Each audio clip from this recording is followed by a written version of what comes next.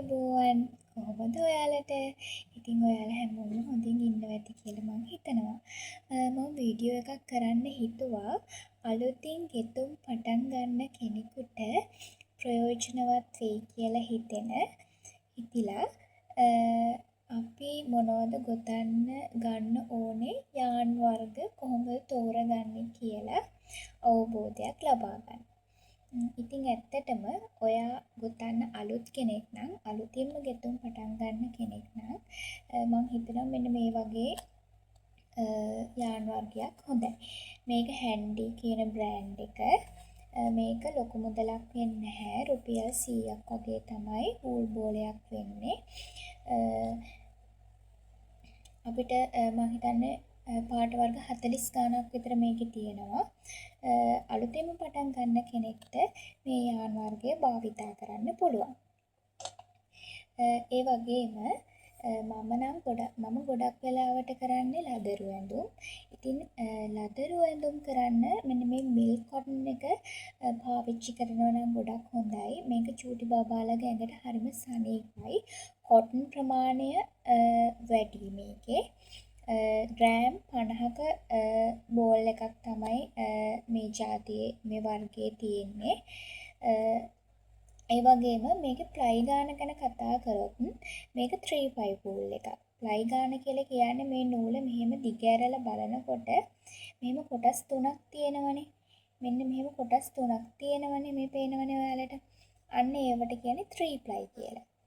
ගොඩක් වෙලාවට චූටි බබාලගේ ඇඳුම් කරන්න මේ 3/5 යාන් එකෙන් මිල්ක් කොටන් අපිට පාවිච්චි කරන්න පුළුවන්. මෙන්න මේ වගේ. ඒ වගේම තවත් තියෙනවා මිල්ක් කොටන් එකක්. මේකත් කොටන් ගතිය වැඩි. මේ වගේ අපිට ඇඳුම් වලට අමතරව තවත් විවිධ නිර්මාණ කරගන්න පාවිච්චි කරන්න පුළුවන්. සමහර බෑග් වර්ග නිර්මාණය කරන්න, වගේම ටොයිස් වර්ග නිර්මාණය කරන්න මේ මිල්ක් කොටන් එක පාවිච්චි කරන්න පුළුවන්.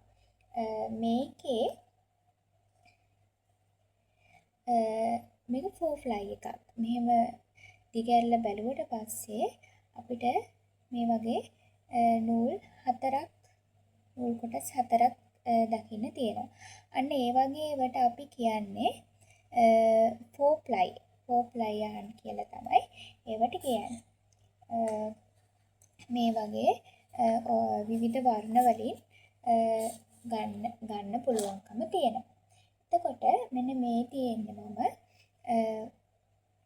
මිල්ක් කොටන් යාන් එකෙන් නිර්මාණය කරපු බේබි ෂර්ට් එකක්.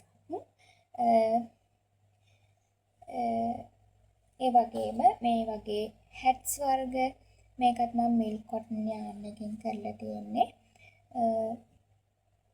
බබාලගේ ඇඳුම් කරන්න ගොඩක් වෙලාවට මිල්ක් කොටන් එක භාවිතා කරනවා නම් ඇත්තටම ගොඩක් හොඳයි. ඊට අමතරව ඔය බෑග් වර්ග වගේ හදන්න අදහස් කරන් ඉන්නවා නම් මෙන්න මේ වගේ යාන් තියෙනවා. මේක ෆුල් කොටන් යාන් එකක්. මේ විදිහේ බෝල් එකක් තමයි ලැබෙන්නේ. මේකත් කලර්ස් මට මතක විදියට කලර්ස් 10ක් 15ක් වගේ ගන්න පුළුවන්. මේ බෝල් එක මම ගත්තේ මට මතක විදියට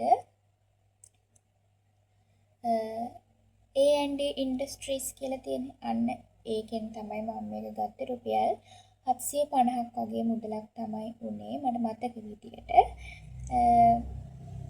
මේක අර ඇදෙන ගතිය අනිත් වූල් වලට සාපේක්ෂව අඩුයි. මොකද සම්පූර්ණයෙන්ම කොටන් නූලක් නිසා. මේකත් විවිධ නිර්මාණ කරන්න ඒ නිර්මාණයේ අවශ්‍යතාවය අනුව අපිට භාවිතා කරන්න පුළුවන්. ඒ වගේම ඊට අමතරව තියෙන පොලියස්ටර් කෝඩ්ස්.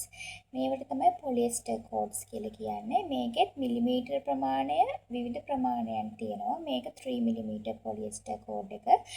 ගොඩක් වෙලාවට බෑග් නිර්මාණය කරද්දී මේ පොලියස්ටර් කෝඩ් එක යොදා ගන්නවා. මොකද මේක ඇදෙන ගතිය අඩුයි. ඒ වගේම ශක්තිමත් බව වැඩි. මේකත් විවිධ වර්ණයෙන් විවිධ මිලිමීටර ප්‍රමාණ වලින් ලබා ගන්න පුළුවන්. ඉතින් ඔන්න ඔය විදිහට තමයි යාන් වර්ග මගේ ළඟ දැනට තියෙන යාන් වර්ග ඒ තියෙන්නේ. මේ තියෙන්නේ ඒ යාන් වර්ග වලින් මම කරපු විවිධ නිර්මාණ. මේ වගේ ලදරු මේස්, ඒ වගේම චූටි බබාලගේ ගවුම් එහෙම කරගන්න පුළුවන් අපිට. ඉතින් මම හිතනවා ඔයාලට යාන් වර්ග ගැන අවබෝධයක් ලැබෙන්න ඇති කියලා.